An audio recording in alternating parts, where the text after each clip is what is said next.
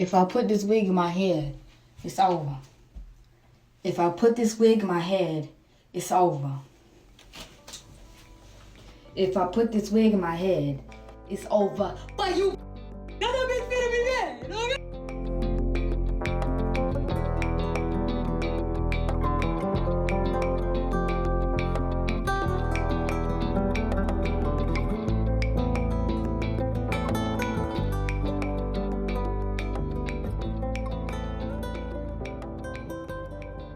A quiet Sunday morning on February 23, 2025, unfolded like any other on Brook Hollow Drive in Jackson, Mississippi, until a single notification shattered everything.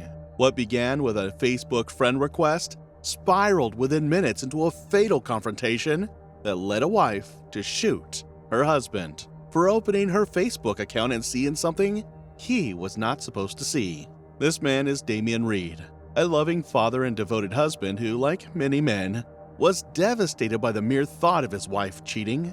This wife, Rashawn Wallace, was a panicked woman who made a split-second decision that would devastate a family and challenge the trust of a community. The police investigation that followed would reveal a complex case, highlighting a fragile defense and a glaring need for punishment. We will explore what Damian discovered and whether it was so bad that he had to die for it. This is the life and death of Damian Reed. Private school, expensive. Private hospital, expensive. Private jet, expensive. But you want my private part for free? Ah! Hey!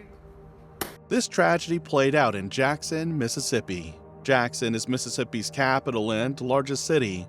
It is a place of vibrant culture and warm southern hospitality, where people often greet you with a friendly wave and conversation spills out onto front porches and along the streets.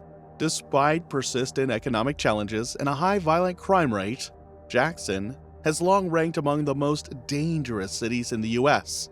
However, homicides dropped dramatically from around 160 in 2021 to 22 by mid-May 2025. However, the atmosphere today remains one of caution, as danger often arises from the most unexpected places, much like the tragedy that befell Damian Reed. Damian Reed was born in May 16, 1991, in Atlanta, Georgia.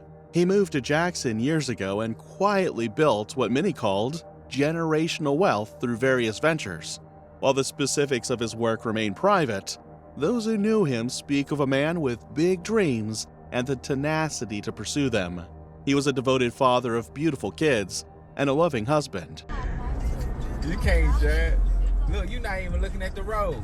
Watch the road. Watch the road. Bro, how you driving? You just turn this on. Dawson, we gotta turn. We gotta turn.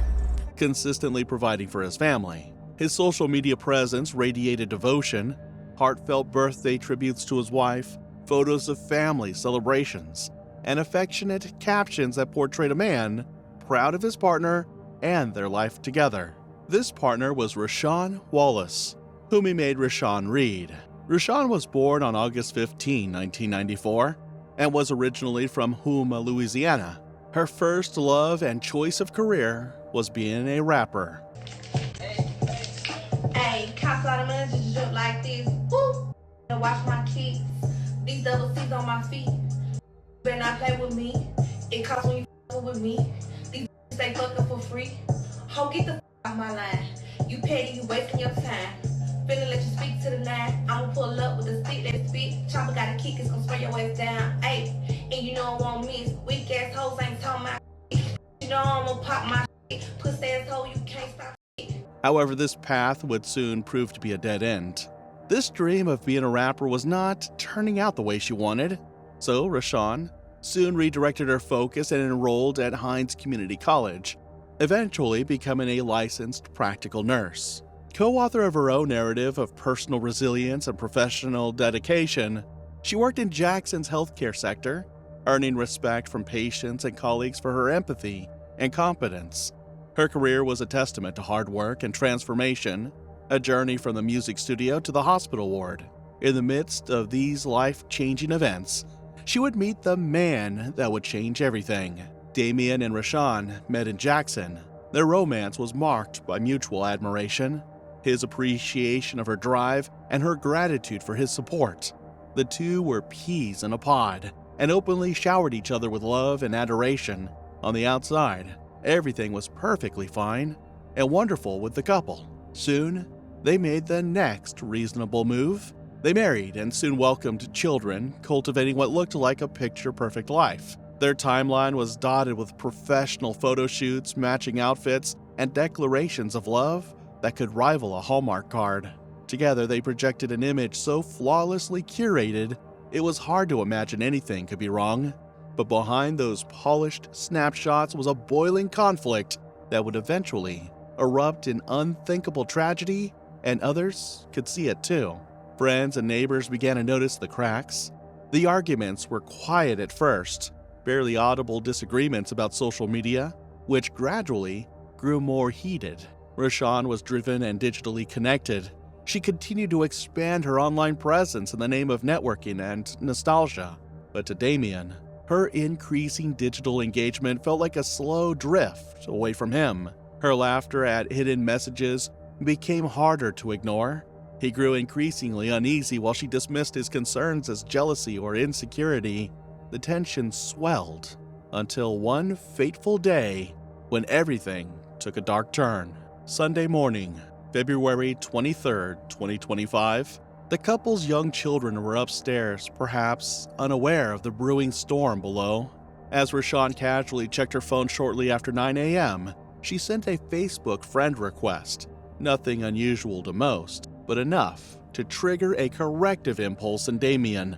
Armed with his morning coffee, he entered the room and immediately noticed her reaction. It is unclear how Damien gained access to her phone, but it is certain that he was able to find a way. And when he did, he saw everything he had been scared of. As he went through the phone, the tension in the room shifted.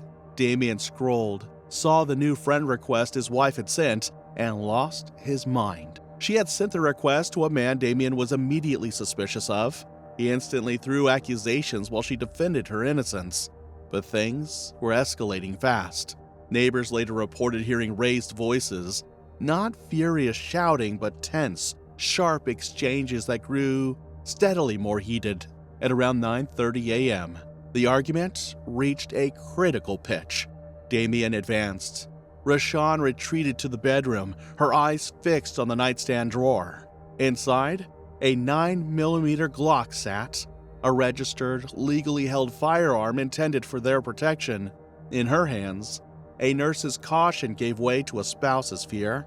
She gripped the handgun and raised it, not aiming at him, but toward the ceiling. A single shot rocked the room. Plaster rained down and the couple froze. But the warning shot did little to stop Damien's approach. With the tension still unresolved, Rashawn pulled the trigger again at approximately 9:54 a.m. This time, the bullet hit a living target. The bullet struck Damien in the stomach and he crumpled. Blood pooled beneath him as the reality of what had happened sank in. Time froze for Rashawn, his wife, his partner, the mother of his children. She dropped the gun, dropped to his side, and began CPR. Her hands stained red. Then, she made a bold move. She called 911. Through sobs and adrenaline, she kept pressing the chest, praying her actions were not too late, and she could still save him. She later told investigators that he continued to approach her, even after the warning shot. She claimed that she had felt cornered and afraid, but nothing could change the reality that was unfolding before her. This morning's confrontation, sparked by a friend request and fueled by suspicion, illustrates the volatile intersections of technology, trust, and relationships in today's world. It's a stark reminder that domestic disagreements, especially those involving shifting power dynamics and households armed for protection, can turn lethal in seconds. Right after the initial 911 call, police arrived at the Reed Wallace home on Brook Hollow Drive, finding a chaotic scene. Rashawn was cuffed and panicked as paramedics quickly began life-saving efforts on Damien Reed, but he was pronounced dead at the scene shortly after 10:14 a.m. It was official. Damien Reed had died from gunshot wounds inflicted by his wife. Officers secured the home, placed yellow tape around its perimeter, and ensured the safety of the surrounding area. No one else was injured, although witnesses confirmed that a child was present inside during the altercation. Moments later, detectives began their work, canvassing neighbors, examining the exterior for bullet casings, and reviewing home security footage, but none showed any other person entering or leaving around the crucial window. Their first priority was understanding what had precipitated the shooting. Officers compared what they saw: Damien with a fatal stomach wound, Rashawn visibly shaken and covered in blood, and gathered initial witness statements. Meanwhile, forensic teams processed the scene. They documented the ceiling, showing the path of the warning shot fired upward, and photographed shell casings, the blood-soaked carpet, and the positions of both people when first responders arrived. More crucially was Rashawn's phone was left open to her Facebook feed. The phone displayed the friend request notification that had triggered the conflict, a digital red flag now central to the narrative. Later that day, returning to Jackson PD headquarters, detectives read Rashawn her rights and took her statement. She claimed Damien confronted her over the Facebook friend request, demanding her phone, to which she fired a warning shot. But she claimed that was not enough to stop him, so she made a desperate decision. When he kept advancing, she fired again, this time aiming at his stomach. She told them she immediately administered CPR and called 911. Investigators noted her calm cooperation, and medical efforts reflected her professional training. However, the major fact was glaring. She had, allegedly, just killed her husband. But would investigators accept her version of events entirely? They began huddling with the district attorney to determine whether this was self-defense or something more grievous. Evidence like forensic testing confirmed the gun was registered to Damien and that the bullet traces aligned with Rashawn's account. But that wasn't enough. Still, they planned backup. Police took witness statements from neighbors who had overheard the morning argument, confirming raised voices and door slams leading up to the shooting. It wasn't just domestic contention. Police officers treated this as a homicide. By Monday, the Hinds County Sheriff's Office had formally charged Rashawn with murder. She appeared in Jackson Municipal Court that same day, where a judge set bond, reportedly $50,000 or even $500,000. Sources varied, but she was eligible for release pending trial. The woman who allegedly shot and killed her husband was given a $50,000 bond in Jackson Municipal Court today. Police say around 11:30 yesterday morning, 30-year-old Rashawn Wallace shot and killed 33-year-old Damien Reed after he allegedly attacked her. It happened on Brook Hollow Drive in Jackson. Wallace is charged with murder. While Rashawn awaited trial in the Hinds County Detention Center, detectives followed every lead. They interviewed Damien's Atlanta friends and business associates to understand his mindset and schedule that morning. They questioned Rashawn's colleagues from Hinds Community College, where she studied nursing, and her workplace to assess her state before the incident. They re-examined social media data, mapping timestamps of the argument to chat logs and notifications. Media outlets seized on the bizarre nature of the trigger, a Facebook friend request. News reports labeled the case "Nurse Kills Husband Over Social Media," and even the popular news blogs ran a story questioning how a health professional with a caring reputation ended up accused of murder. This hit the community hard. Jackson residents were stunned. Online conversations wondered, was this really a moment of self-defense or evidence of deeper betrayal? In some forums, a shocking rumor started to circulate. Some claimed Rashawn was protecting a secret boyfriend. They claimed that it was this boyfriend who had shot Damien after he discovered them cheating in their home. These rumors also claimed that she was now taking the fall to protect that mysterious boyfriend. But police confirmed no other person had entered the home that day. Through it all, Jackson PD remained focused. They were looking at ballistic reports, gunshot residue results, and forensic reconstructions to determine who pulled the trigger first, and whether Rashawn's second shot met the legal standard for self-defense. Investigators reminded the public that any homicide would be treated as a murder until justification was proven beyond a reasonable doubt. Then, days after the shooting, detectives and prosecutors reviewed the growing evidence.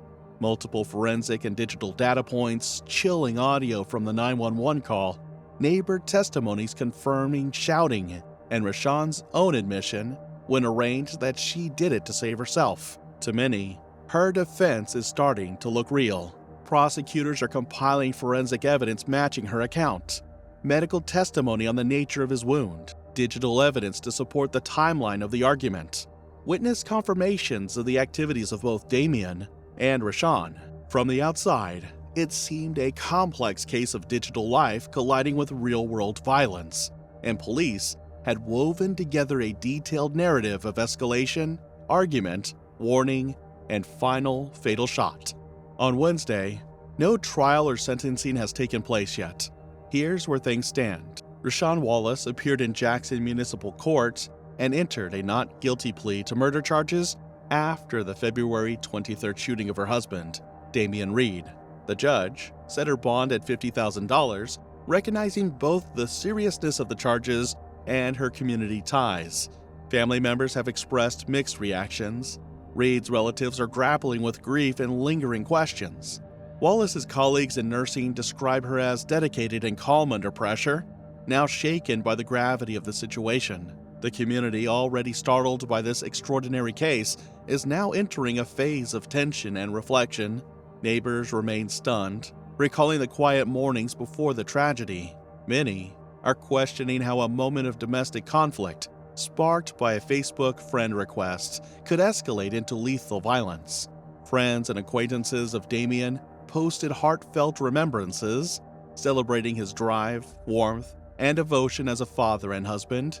Social media feeds are filled with condolences for Rashawn, acknowledging the complexity of the situation. Different posts captured memories of his birthday posts, shared family photos, and remarks that portrayed him as a man building a brighter future for his children. Surprisingly, this is not where the support ends. Others took to digital spaces to support Rashawn, sharing that she was a dedicated nurse and expressing sympathy for the extraordinary stress she reportedly faced. As one post noted on a feature story, the tragedy served as a cautionary tale, 2 lives destroyed over a Facebook friend request. No public funeral arrangements have been announced yet, and neither family has confirmed final details. However, legal advocates and local clergy are urging calm and emphasizing careful communication while the investigation and court process unfold.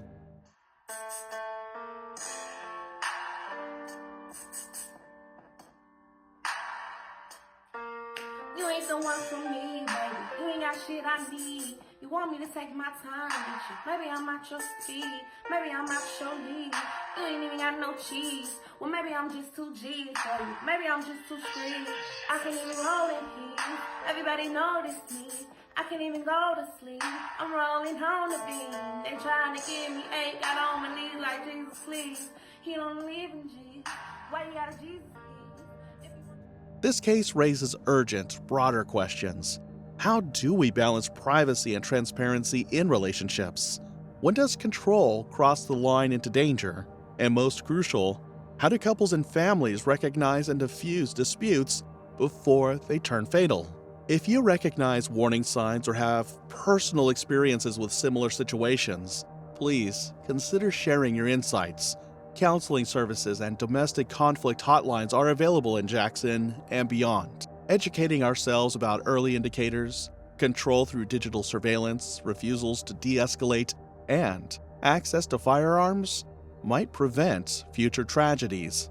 This is not just one couple's story. It's a warning. Let's talk about it, and let's act.